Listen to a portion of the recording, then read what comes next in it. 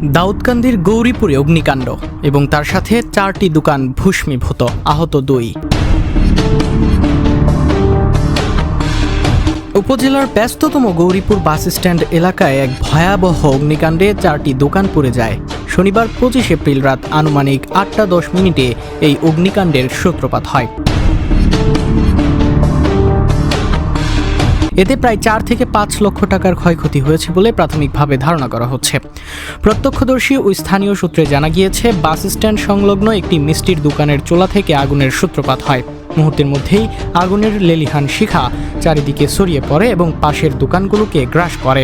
আগুনের সূত্রপাত আমি তো দেখছি, দোকান লেগে আছে, আমি শুনতেছি মিষ্টির দোকান থেকে নাকি লাগছে। মিষ্টির দোকান থেকে না? দোকান থেকে। আপনার কি দোকান ছিল? আমার সেলুন ছিল। আপনার ক্ষয়ক্ষতির পরিমাণ কেমন? মোটামুটি 2.5 লাখ টাকা।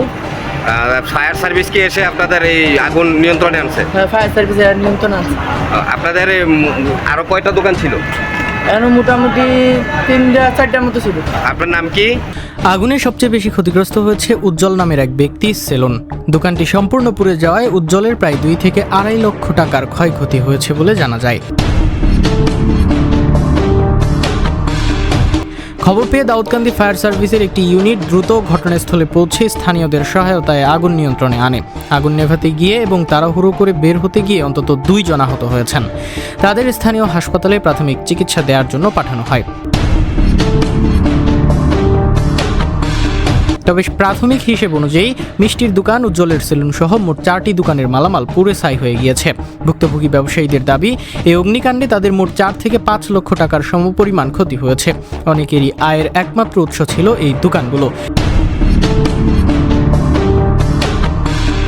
ফায়ার সার্ভিস সূত্রে জানা গিয়েছে, চুলার আগুন থেকেই ঘটনার সূত্রপাত। তবে সঠিক ক্ষয়ক্ষতির পরিমাণ নিরূপণে কাজ চলছে। জনবহুল বাস স্ট্যান্ড এলাকায় দ্রুত আগুন নিয়ন্ত্রণে আসায় বড় ধরনের বিপদ থেকে রক্ষা পেয়েছে বাকি দোকানগুলো। আল রুকন, কুমিল্লা ক্রাইম বার্তা।